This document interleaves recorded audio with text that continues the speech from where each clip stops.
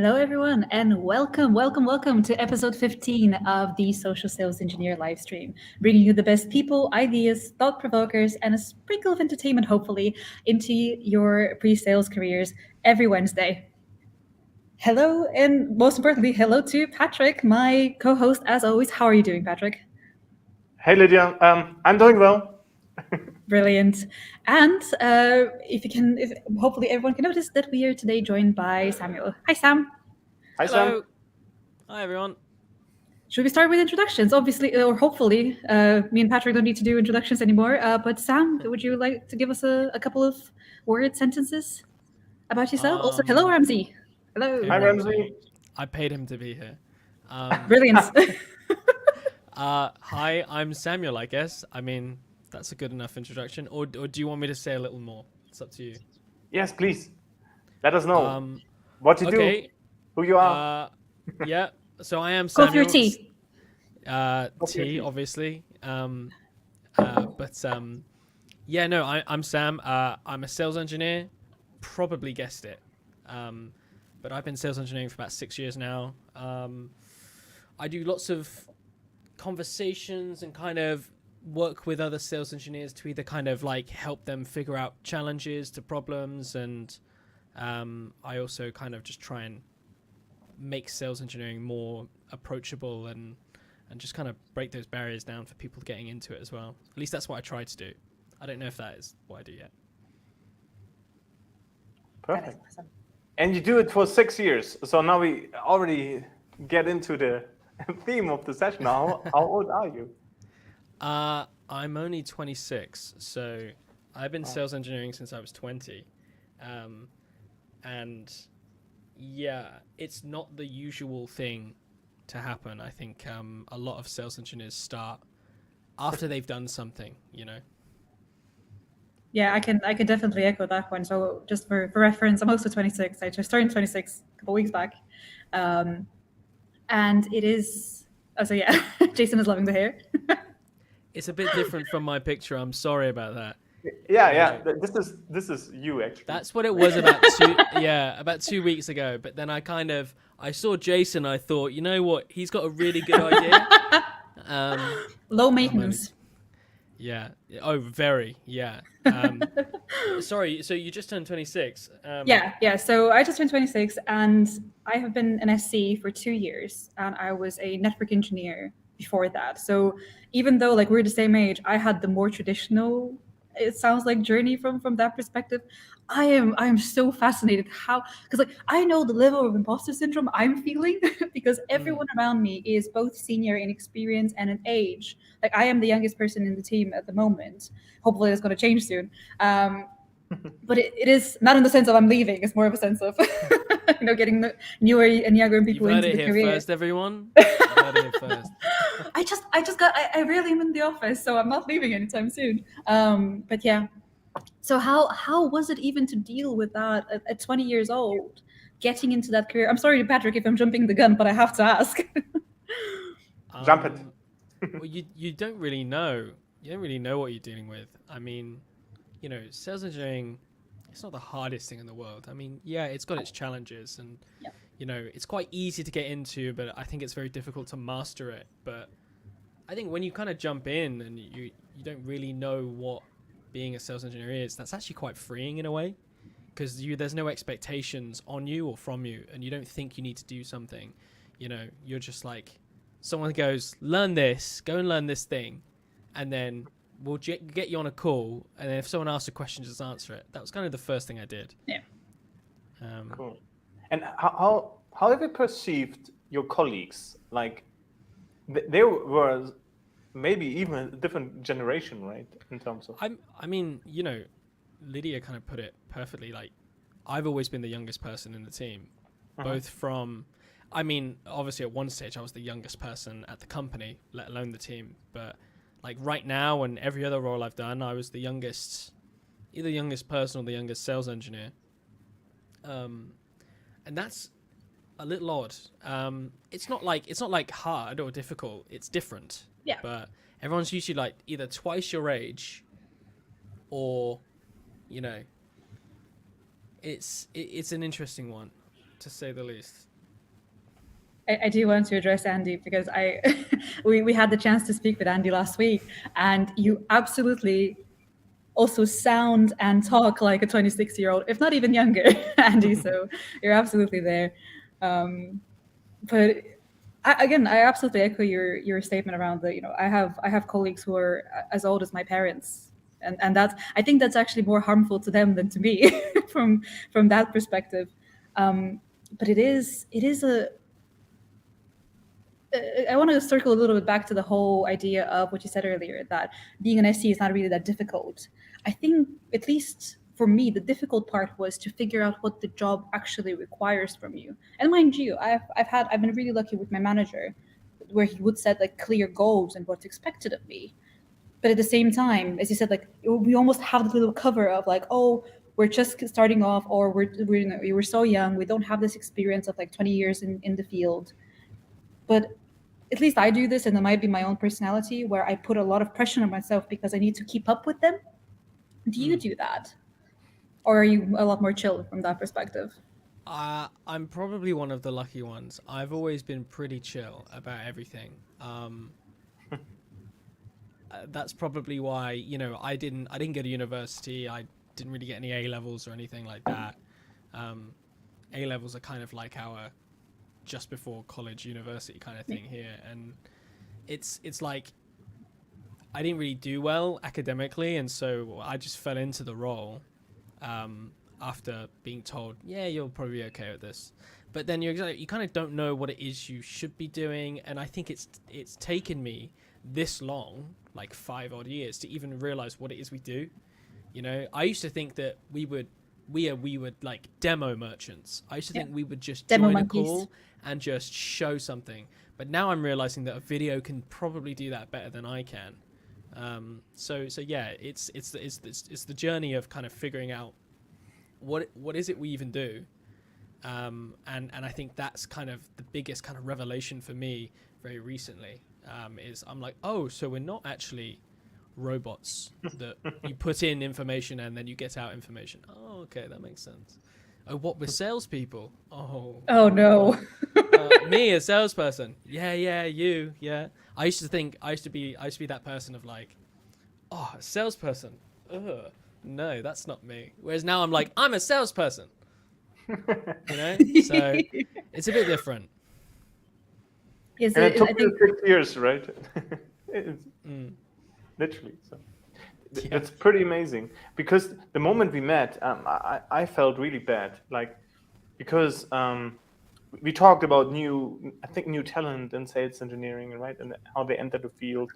And I actually told you, yeah, it takes some experience, right, and some projects, some years of doing the real stuff. And you said, hey, I do this since 6 years. Yeah, that is exactly what happened. I literally came you from told me university. my career was a lie, and then Yeah. and then I felt so bad, I mean, like, you're gosh. absolutely right though. The kind of traditional approach is you do like either like a support role or a quite a technical role, and then you want either more money or to speak to human beings more, and then you kind of swap.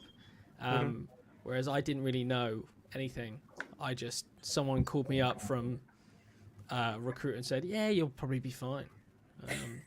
And then they hired me, so that was pretty surprising. And then what happened? What Yeah, I have so many questions. Well, I mean, day one, I remember walking in the office and I had a sales engineer kind of there who was meant to teach me everything, but they didn't teach me any sales engineering stuff. They taught me like technology. Yeah. And so I still didn't really know. And so it was like a distributor. So they didn't make any software. They took the software and sold it to the reseller and so on and so forth. And so I kind of learned by talking to all these other vendors. It could be Checkpoint, BlackBerry, all these other software vendors. And I would learn from them and their SEs, what are they doing? And I think that's kind of what really made me first go, okay, so I should demonstrate things and I should be technically knowledgeable. So that was kind of the first real salesy engineering kind of thing that I did, was learn tech and become that translator between, complex to simple, I guess. Yeah, tech to common English is the phrase I use. Yeah, I think that's the first skill I learned, or at least that's the first thing that I already kind of knew how to do that in a way. And so as soon as you find something that works, you kind of just latch onto it and you're like, this is all I do for the rest of my life now. I am now a translator, you know? You kind of, that's what you latch onto. And as you kind of move through the role, at least what I felt is you find the new thing and the new thing. Like right now I'm attached to discovery. And so that's what I'm always raving about. And my account managers are probably sick and tired of hearing me talk about it. But I'm like, so who are we talking to tomorrow? And what do they do? Yeah, okay, cool. So you kind of just latch on to different things. Yeah, you're creating culture with this, right? So you're training them to actually know what you will ask, right? That's maybe, yeah. Does it work? I don't know. I think so. I think if you ask your account manager similar to mine, they would have a different answer than ours. Yeah, I'm lucky to have some really, really open-minded account managers where I'm here. So I've got 4 account managers that I kind of work with, and almost without fail, I'll say, "Can we try this? Can we try this?" And I'm like, "Yeah, of course." So I'm pretty lucky. Whereas that's an awesome culture. 5-6 years ago, I wouldn't have even known what to go to them to say. I'd have been so terrified, you know, because you're just the new fish in the pond, and you're like, "What do I do?" So what did you do instead? Like, just acted what they expected? Like, absolutely, yeah. I camouflaged in. I got my head down and I learned all the technology, and I did what everyone else told me to do. And you kind of, by osmosis, you kind of absorb it in, and yeah, you kind of end up learning what it is people want. And you know, I had a sales director at an organization that I worked there for quite a while at, and he would just say, "Oh, well, you know, you should try this out. You should try this out." And I really respect him as a human being, so I would listen to what he said. He wasn't a sales engineer. He didn't know what sales engineers did, like at a fundamental level. He kind of had sales engineers he'd use, but I thought listening to him and his experience, he might know what he needs. He might not necessarily know what a sales engineer does, but he knows what he needs from me. So I'll do that. And so over time, you kind of just end up picking up the things and adding them to the quote unquote quiver for the bow and everything. So yeah, I mean, that's kind of what happened, I think. I think that's a really important point, especially if there are new people, like, you know, for people coming into the SE role. Your sales counterpart or counterparts, like in your case, they're not there to boss you around in that sense. They are not your managers, and you're not just a technical resource, but you are there to work as a team and to sort of like, you need to listen to them as what their needs are, and not just what you need to do as a job. And it's so cool that you've discovered it, and it sounds like fairly early on as well. It's sort of like the first step of like, okay, this is the person I'm going to listen to. Yeah, but kind of as you said, they're not there to boss you around. But I think when I first started out, I let them do that because I kind of knew that I wasn't the best yet, and I'm still not the best, but like I knew that I could learn something from them. I know I can learn from everyone, but it's like in that situation, when you really don't know what you're doing and you've fallen into the role, you kind of do just try and absorb it. Let someone else tell you what to do. Let's get Andy the stage here, right? Andy, thanks for the question. Do you think culture and geography play a role when assessing can a sales engineer be too young? And I would actually add this question or attach to that if you are working in a more startup environment or more in a corporation environment. Oh, do you want me to answer this? Yes, of You're course. yes. Okay, sorry. You're the expert guest. So. I appreciate that. So I think that, you know, I work mainly based in EMEA, so dealing with Germany, France, the United Kingdom, a bit of Asia every now and then, and, you know, the Middle East sometimes. So I find that in most situations, if I join the call and I'm like, "What's up, dude?" then yes, they might have a problem with it, you know. So maybe don't do that. But in most cases, everyone is really kind of quite okay with it. You do get those one or two that, you know, do just kind of question everything you say, but that might not be because I look like a baby. That might not be that. It might be because that's just the type of person they are. So I think, however, I will say this, you probably will have a different experience if you're like a really young person and the culture that you're working in really, really respects age as an experience. Like, for example, if you were in the Far East or something, probably your age matters a lot more than, let's say, in Western Europe, I would assume. But there are ways to kind of get around that, I think. Yeah, maybe somebody who's watching has an answer to that. Yeah, I mean, I'm meant to be the expert, and I'd still like to hear someone else's answers, please. Yeah. Please, someone tell me the answer. I'm begging. Cutting all your hair off seems to help, as it seems. I apparently look a little older now. I've cut all my hair off, or not that I look older. Ramsey said in a conversation I had with him, I look more professional because you look a bit more put together. I guess that kind of helps. You know, if you turn up to a conversation in a hoodie, you might be spoken to a little differently. I think it's regardless if it's age or gender or however you put your hair, it's just you're breaking the idea of what people have in their heads about what an SC looks like, right? And I think that's actually a good question. Like, what do you think the SC looks like in most people's heads for you to get that sort of pushback for being too young? I used to always like join you'd have the in-person events, and one of my sales directors would always say, everyone needs to go suited and booted. Everyone needs to go suited and booted. Except you, Sam. You're the sales engineer. You should come in a hoodie. And it was weird that they told me to actually go in a hoodie. And I was like, are you sure? But yeah, maybe that has something to do with it. Maybe we are meant to be we're meant to blend in as like the techie kind of engineer kind of role. You know, the wolf in sheep's clothing, so to speak.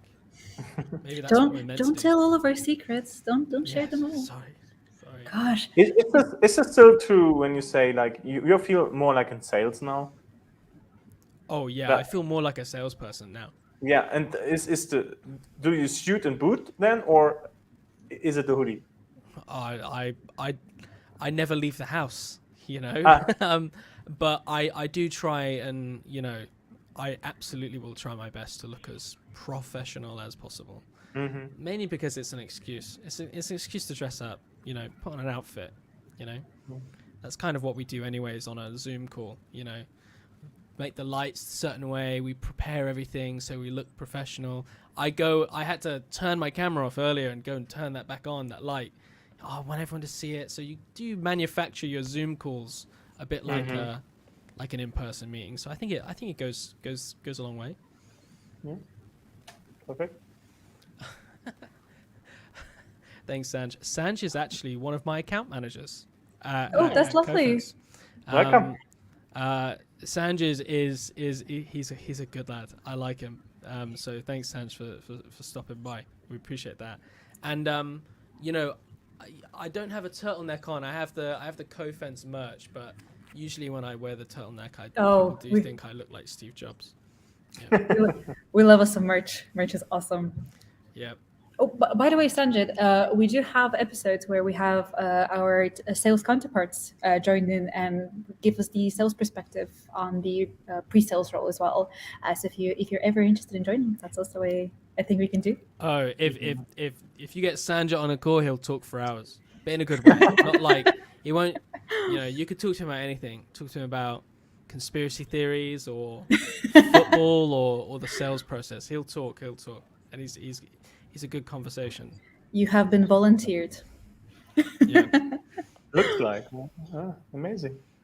This is how such a show works, right? So self-feeding. Absolutely. Elaine has a question. Thanks for Elaine. I think age is not nearly as important as being credible and being able to create trust with clients. Wow. Yeah. So this is Alan. I know it says Elaine, but his name's Alan, and he's one of the sales engineers that work in the team with me. He kind of taught me all the technology, especially at this role. Cool. And he's a big Awesome. proprietor of the credibility kind of approach, and within the first few minutes you need to establish that credibility, and I think that does bypass a big part of the challenge, especially with the prospect on the other end of the call. I think age affects more the internal conversation than it does the B2B kind of sales engineering presentation point of view. But was there ever a situation when you felt this client is not taking me seriously? Like I'm ignored, or people speak to the AE instead of me, right? Was there something you needed to? Yeah, that happens. Yeah, that does. I've had that a few times, but you'll always have those really odd situations. I'd say the one time where someone was talking past me, it wasn't that they were older and expected something else. They were younger than me, the person that was speaking past me, so I wouldn't say it's like that a lot of people really take it into account of like, oh, that's Samuel, he looks like he's 3 years old, so I'm not going to listen to him. Like that doesn't really happen. It's more the internal kind of conversations, I think, can be a pain. For example, if your account manager is a lot older than you and more experienced and a really experienced individual, and they've been at the company 10 years and you join in, and you're in your first 6 months, then you might find that they're like, I know everything that needs to happen in this sale, and you have a new perspective, and they might not want to see it straight away, and you kind of have to prove yourself. That's the most thing. But it goes back to what Alana said. You have to become credible, both with the client and also internally. I think that's the biggest hurdle to overcome. Yeah. Let's see what Jason also adds. I think in some countries, cultures, age has more impact. Today, and with work from home, I think it's less important. It also depends on the persona you're selling to. In some respects, it's a benefit. So being young or being old?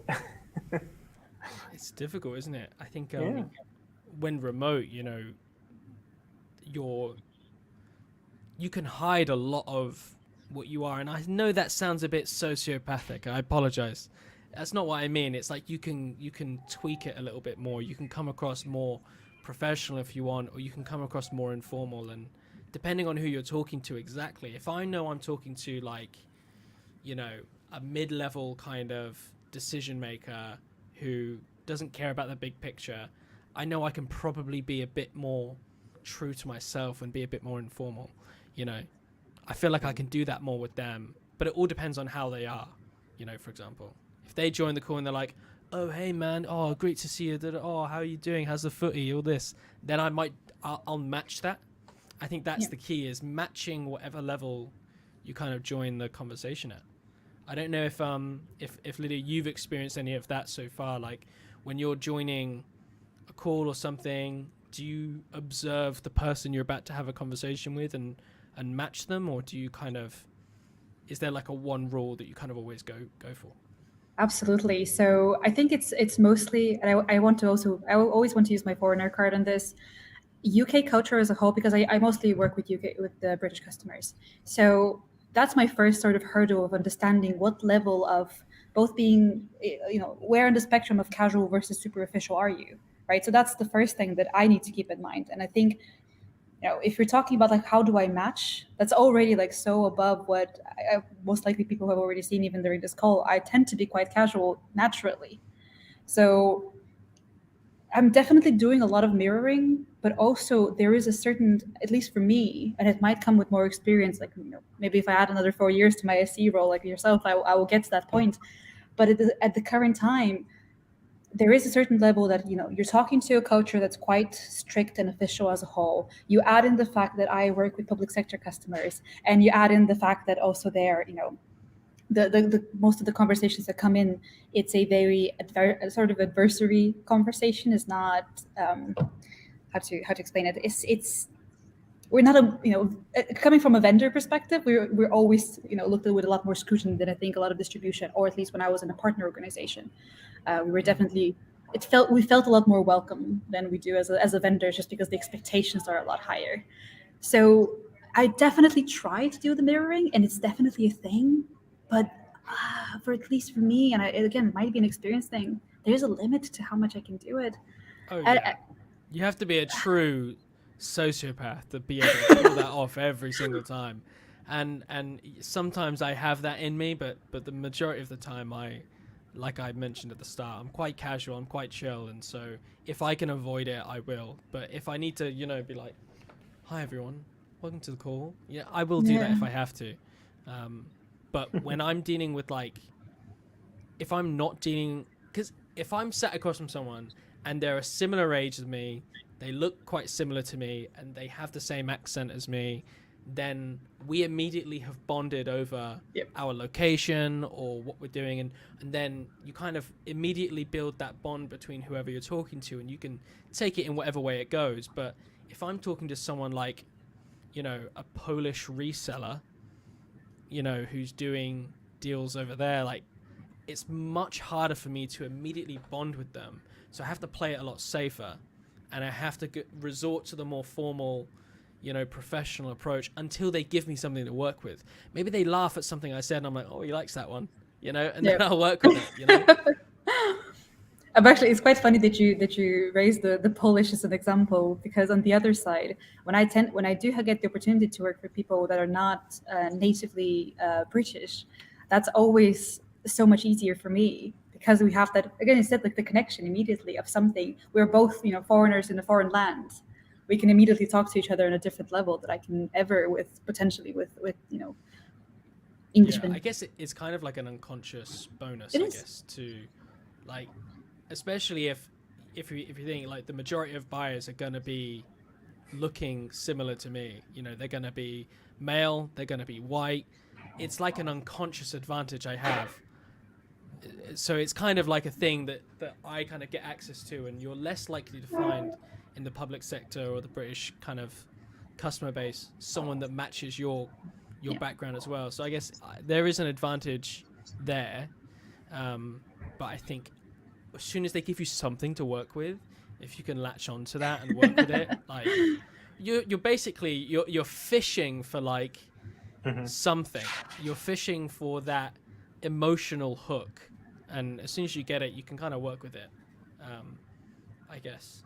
Yeah, because at the end, it's people that sell, right? It's not the product. It doesn't matter what you're trying to sell to people. The moment you make that connection, you build that trust. That's all it is. I'd like to think.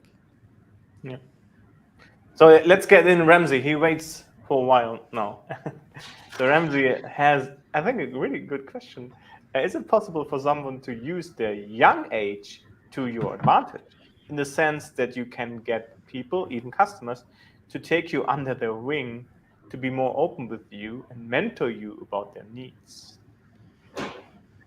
Potentially. I mean, some people will happily do that for you, but at the end of it all, they're still going to see you as the other organization. You have a thing that I'm looking to buy, so that's probably where they resort to. But I don't see any doubt, if that's how you position it, if you position yourself as the learner or the person without the experience, maybe that happens.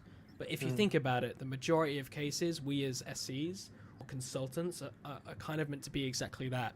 We're meant to be the consultant on the opportunity. We're kind of meant to be the all-knowing, power of, you should try this or you need this. So I don't know, maybe it could work. What do you guys think? Yeah, I have a potentially different perspective on this, because I think you need, as an SC, you need to be the professional, the specialist, the consultant for the thing that you're trying to be selling, right? So it's your own product portfolio, it's your own solution that you're trying to present. I've personally found, and it might be, to Ramsey's point, it might be an age thing. It might be, because I'm a minority for many, many different reasons. But I have always approached, especially when I first joined the vertical I'm currently covering, almost any conversation I started with, I'm here to learn. So please tell me about what is it you guys exactly are struggling with. And in my case, I'm covering healthcare, right? So as again, I didn't know anything about the NHS coming into it. So, and people love talking about their day-to-day. And it's such a, at least for me, I think this to a certain degree, because I was so open to say, I don't know about you. What I do know is about the product and what you're asking about. But let me educate myself through you so I can help you better. Yeah, I think you've kind of, you're utilizing the age quite well there, and I think Ramsey's follow-up point to what we're talking about is exactly that. You know, we can be the experts and we can know absolutely everything, but you guys are fighting over who's clicking on something. You guys are both I trying to press click at the now. same time. Okay. It's okay.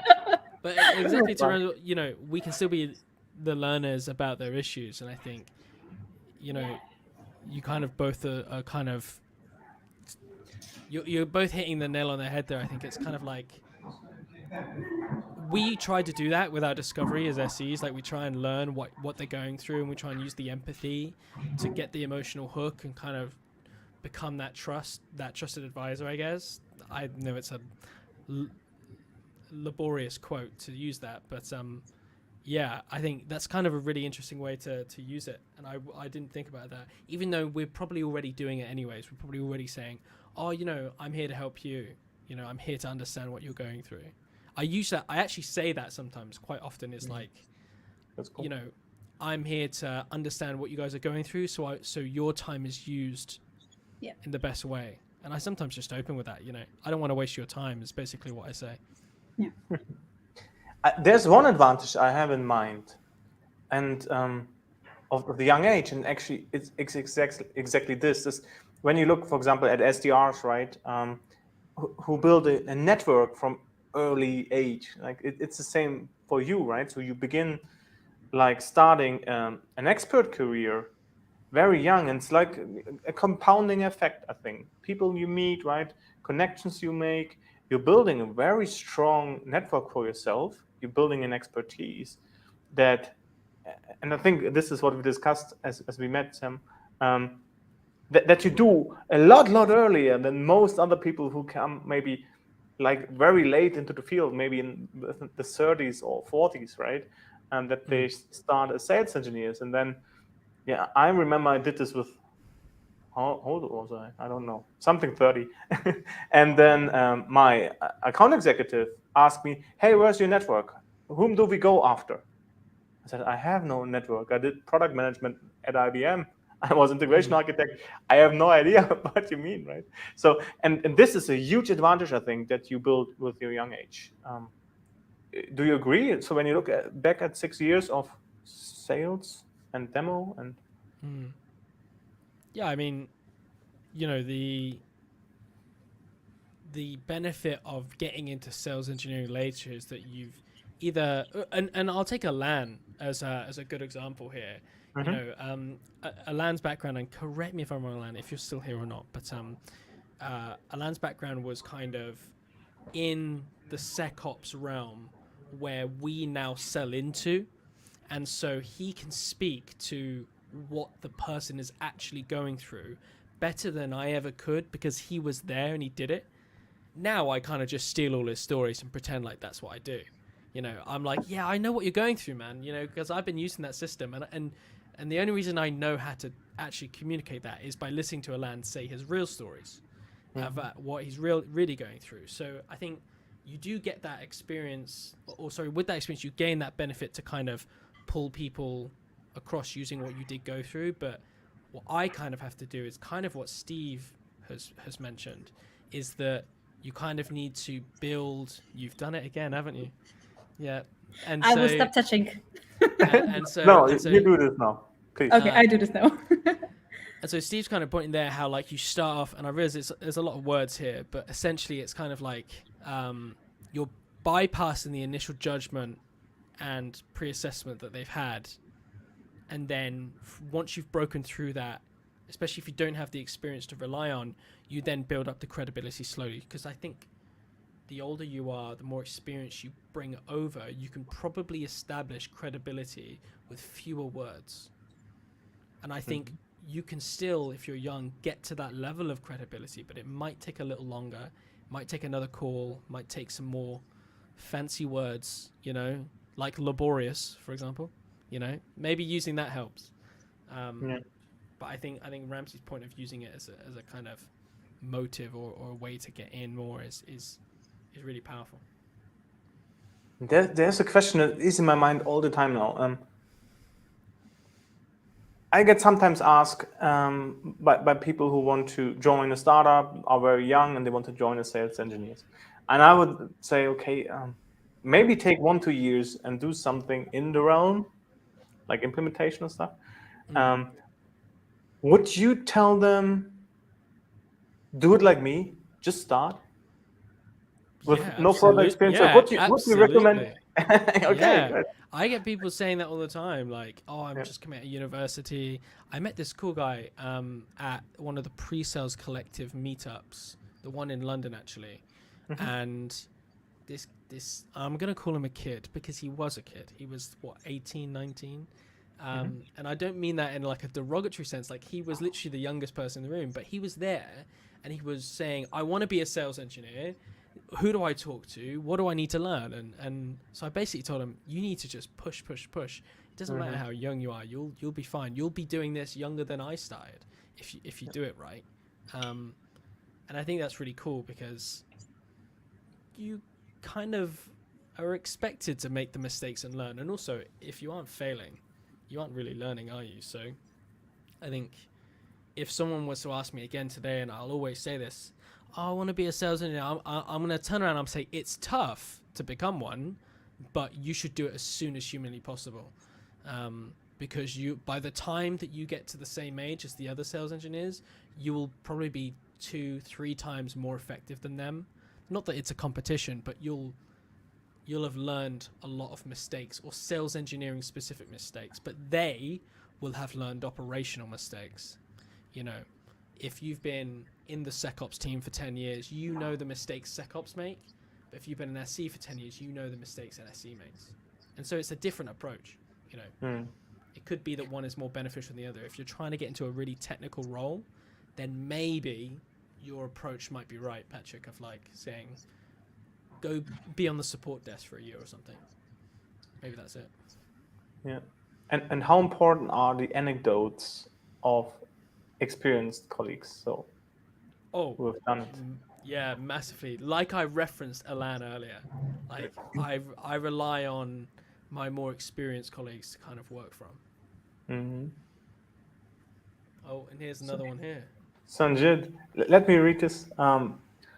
Fundamentally, people buy from people. Just like in life, perception and unconscious bias exist. Okay, so yes, presentation, mirroring, understanding the local knowledge of people, culture, and the specific business verticals they work in can go same way in helping overcome some of those challenges. Yeah, and as Alan puts after that, plagiarism is very, very good, and I think both of those two things work together. Like, not only can you use those kind of techniques like the mirroring and the understanding and fishing for something to latch onto, you can use that to kind of get you in there and start building the credibility. But then as you're building it, rely on the stories others have told you. You know, rely on those, because those anecdotes, those stories, especially if they come across very real and honest and from a place of vulnerability, like they can be really powerful. If you talk about the time you did something and it failed, like you're going to be in for a winner, I think, with whomever you're talking to. Yeah, perfect. And do you start building your own stories or maybe documenting them? It's an interesting thing because I feel like I'm only just starting to build my stories.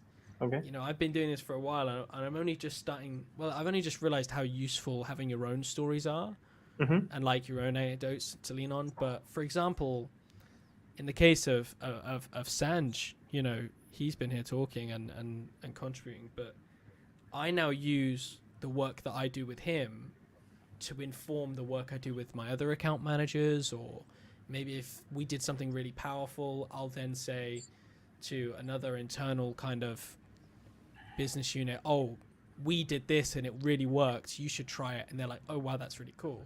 So I think I use that kind of internally to communicate sales engineering challenges, but then the anecdotes of what it's like to work in the field, like I'm kind of building that up as time goes on. It depends how often you stay in one field. Like email security, for example, if you're always in email security, you will be able to build up those kind of anecdotes. Either you're pitching to someone and they tell you of a challenge they've had and you help resolve it and everyone's happy and we all pop champagne, you can then 3 years later take that thing that happened, turn it into your own, and then, you know, pitch it to someone else. And I think that works. Nice. Quick question about the mirroring piece. Sorry. Were you ever told throughout your career that you should look into that as a skill for you to learn? Good Or question. did you figure it out by yourself? I don't think I've figured it out. I mean, it's not like it's a super complex Darren Brown. That reference might go over someone's head, but you know, it's not like I'm, you know, looking at someone and I can tell what they're thinking. That's kind of not it. It's like, it's not a magic thing. But the hardest part about being a sales engineer and being a salesperson as well, I think, is the social ability, the soft skills that you have to read the room, to read a conversation, to understand where they're taking it. And I think naturally, if you're a good conversationalist, you'll be able to pick up, you know. If I was talking right now and Patrick started looking like this, I'd know to stop talking, you know. See? I think it just comes with, you know, like time, and also if you're a good conversationalist, you pick it up anyways. The act of me saying it's called mirroring is a little, you know, I can't think of the word, but it kind of turns it a bit into kind of like a corny kind of sales method, you know. I sound like that guy or like one of those guys, like he's like on the things like, today I, you know, went to a yard sale and I made $600. Like, I don't want to come across as that. I don't want to be the guy on posting on Instagram saying you need to start mirroring people. Yeah. No, not at all. Not The reason why I'm asking it, Sam, is because I've had fantastic mentors throughout my career, both the TSSE and the network engineer before that. The one thing that was something that nobody ever mentioned, because I think, as you said, like people who are naturally conversationalists, people who are naturally social, they do it almost innately. They do it naturally. And then you have the other end of the spectrum, which is people who are extremely technical and are completely uninterested in the social skills. Right, so you know, I do know a lot of VCs who are leaning more towards the technical side. So this sort of mirroring and what we're talking about here, and a lot of these, I call them meta skills. It feels like unless you have them naturally, and unless you have resources like maybe the show potentially, it's difficult to figure them out almost in that sense. Yeah, I think you're absolutely right. And meta skills is kind of a cool way to put it, I think, because they're kind of things that you naturally do without even realizing it. It's just when you get into like a sales platform or a sales realm, sometimes you need to know what it's called to be able to explain to someone what they may or may not be doing as well. And with sales engineering, because we're hybrid roles, we have to be technically proficient, but we also need to be able to look someone in the eye and have a conversation.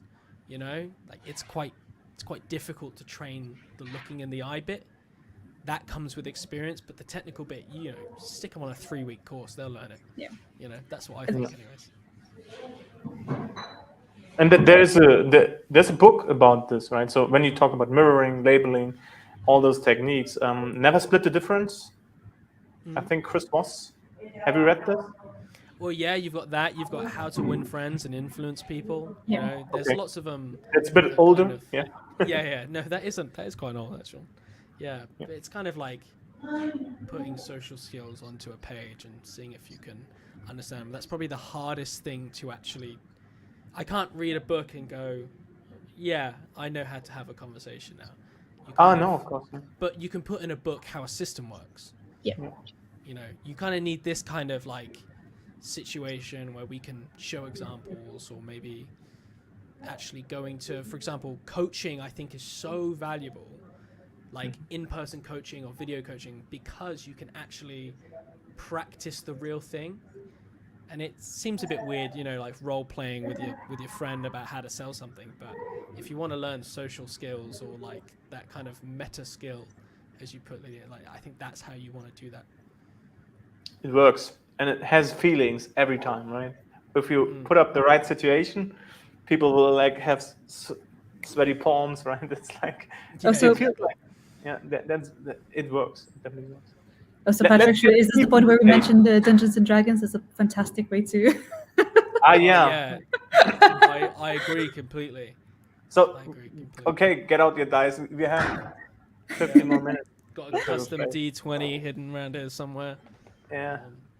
I have one yeah. too here somewhere. Doesn't matter. Stephen has, I think, a question or at least a comment, right? Admitting when you don't know is key, because any incorrect answer or disbelief in what you say will be pounced on. If the bias and judgment exists at the start, if you join a call and introduce yourself as senior head of global IT and you're under 30, it will always raise eyebrows, I believe. Oh. That honesty. So you could be head of pre-sales, like under 30, right? If everything goes well, maybe. But yeah, and I probably would get those eyebrows being raised, you know. But that honesty, that being honest and being open and admitting when you may not know the answer, like that's kind of rule one about sales engineering, is don't lie. Yeah. I guess that's the same with sales as well. Like, just don't lie. Don't give out false information, you know. And I still fail today. I still fail at that today. You know, sometimes for some reason, I don't know why, I still want to be right, even though I know I can't be. And I'll be like, yeah, maybe that works. Whereas I realize I need to say, sorry, I don't know the answer to that question. I'll get back to you. So, yeah. And there's another big enemy, right? It's the assumption. Things you haven't asked, and then afterwards you assume, like, yeah, we all know the saying. We all do know the saying. Yeah, it's a tough one, I think.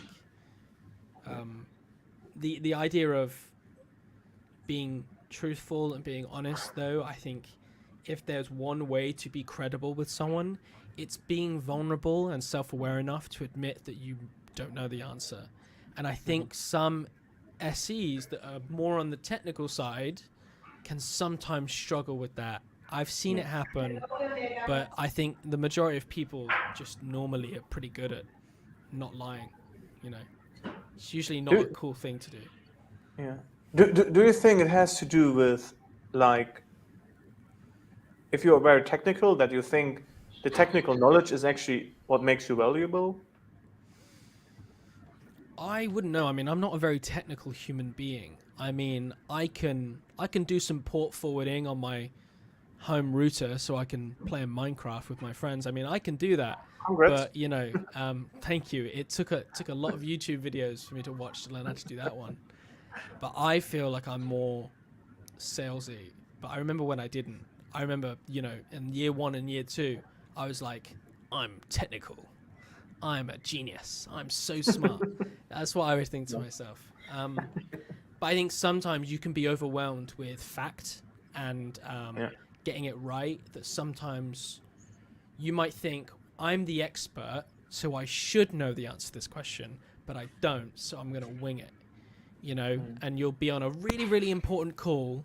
You're not going to get another go at this call, and you say, I think that's the case, yes.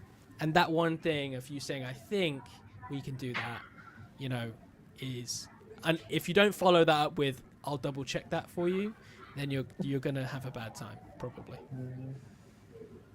The associating yourself, like your self-value with your technical skills, is such a killer in, as you said, like at the start of an SE role, but I think especially if you're coming in from a technical role, right? You're so used to being the technical person that becoming into this role, like you're just grasping onto that. And I'm saying this because I did that until recently.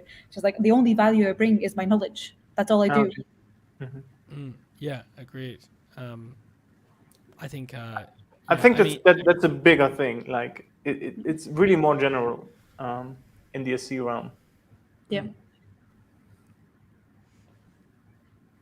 Sanjit has one thing like that works for you, it seems, right? Sam, I think we overcome the age perception thing quite well. When I introduce you on a call, builds credibility.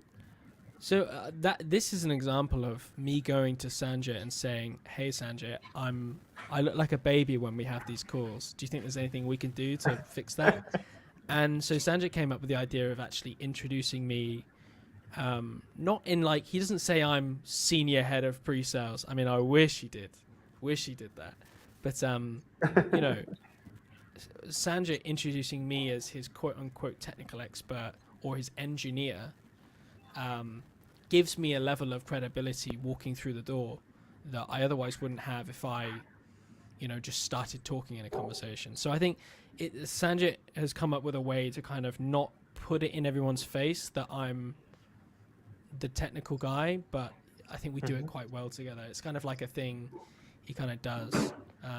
But I think if there's like a functional thing or like a example of something you could do today with your account manager to kind of come across as a bit more credible, just in the first few minutes, like have a chat with him like I did with Sanj, and he decided, yeah, maybe this is something we can do. He introduces me as is my technical expert. He's been in email security for the past, for not for the past, he says over 6 years, even though it's like 366 days, it's like he plays with the words a bit to make me sound much better than I am. So I'm very thankful to Sanjit for doing that. Makes my life easier. Question on that. Now, you're introducing yourself in the call. What would happen? And I know we touched this a bit, like on the social media aspect. What would happen if Sanjit now says so he has his calls, right, with clients, and he says, okay, next week we actually joined by the expert Samuel West. Please look him up on LinkedIn. Here's his profile. Do you build this kind of credibility too? Is this important? I mean, I don't think Sanjit wants to send anyone to my LinkedIn profile because it's a lot of me just talking about how to sell to people. But I think this could be, if you're like the real expert, like we have some experts where I work now at Cofens that are like, they have been dealing with our subject matter for 30, 40 years. And when you're getting them on a call, you'll be like, look them up. So you look them up, they wrote the book on it, and then the customer will go and actually read it, and they did write the book on it. And it's like, that's really powerful. But I think starting out is probably not the idea. I think you can kind of get a middle ground with kind of, like I said, Sanjay introducing me when we get onto calls. Isn't in a nice way, and he doesn't, I mean, he strokes my ego, absolutely, but not too much. And don't stop, please, Sanj. I appreciate it. I don't know if you have that kind of thing, Lydia. I don't know.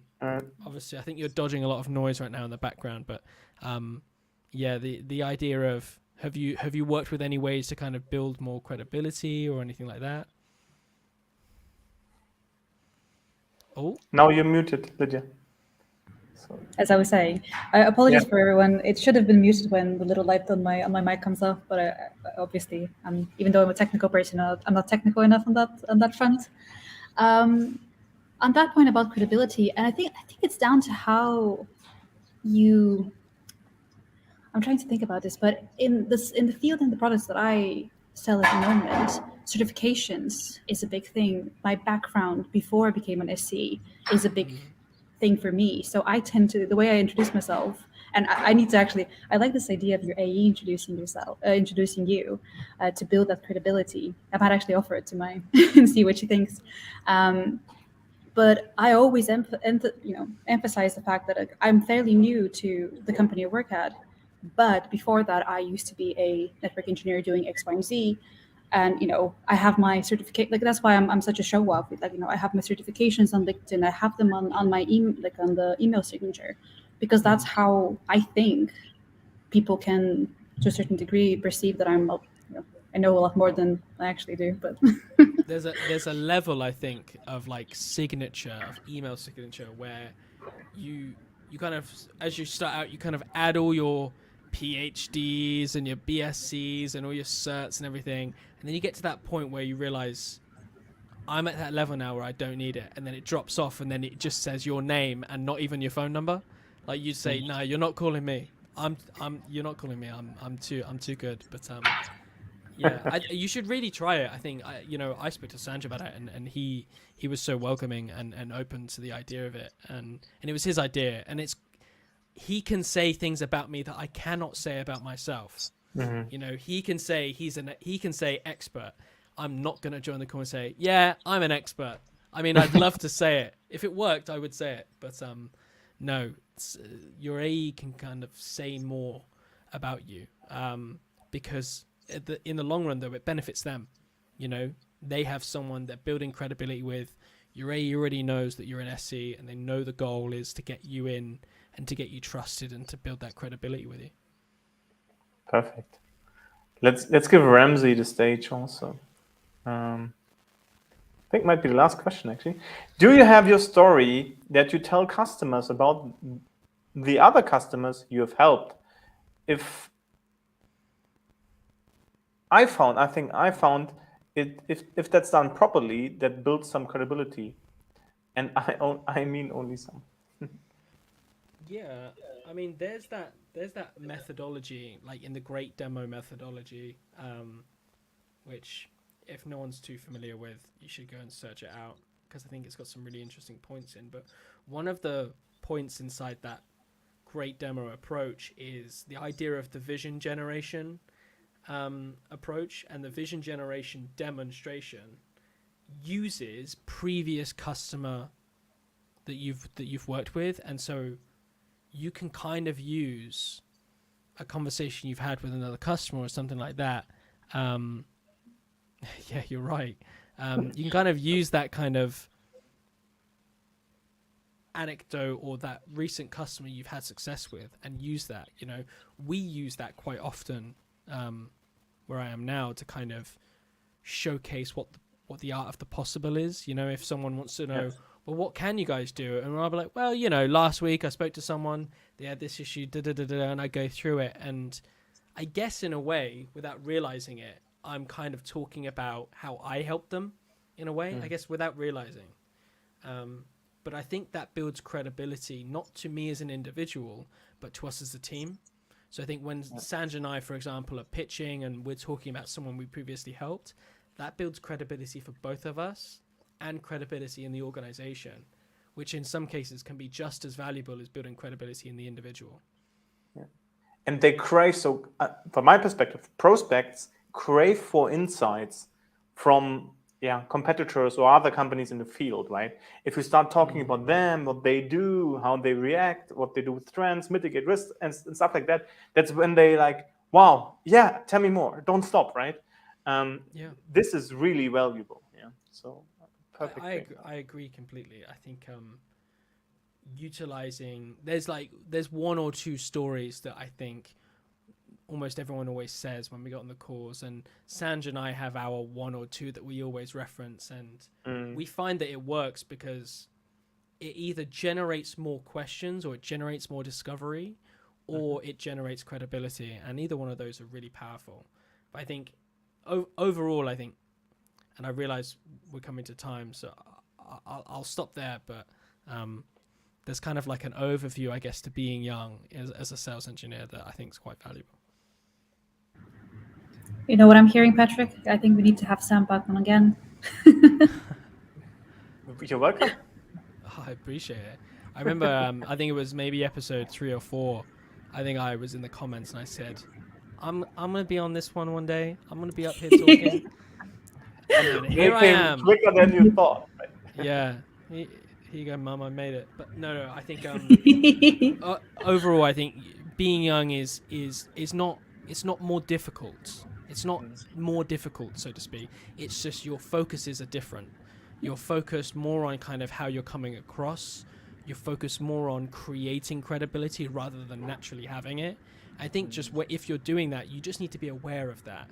Don't assume that you are credible if you are quite junior. And whether or not you're 22, 26, or even 31, it doesn't matter.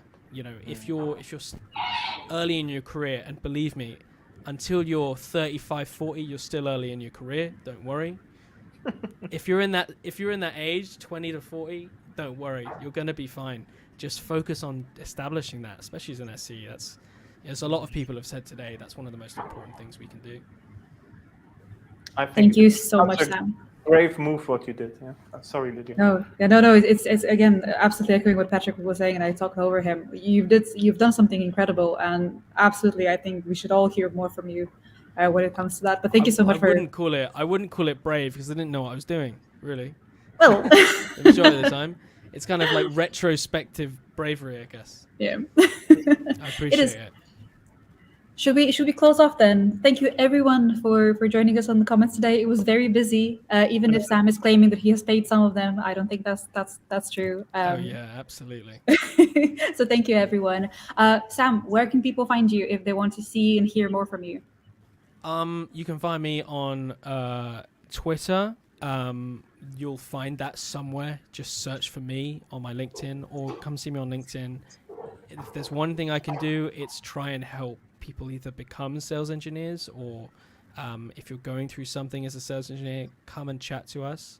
But probably the biggest thing is every Friday, 6 p.m.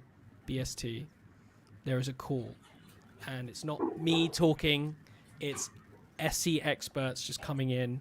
Patrick has been on there once or twice. We're getting people to come in and just talk about the real things we can do rather than the high level theory. It's kind of like, what can I actually go and do today? For example, go talk to your SE, your AE and tell them to introduce you. That's kind of what we do.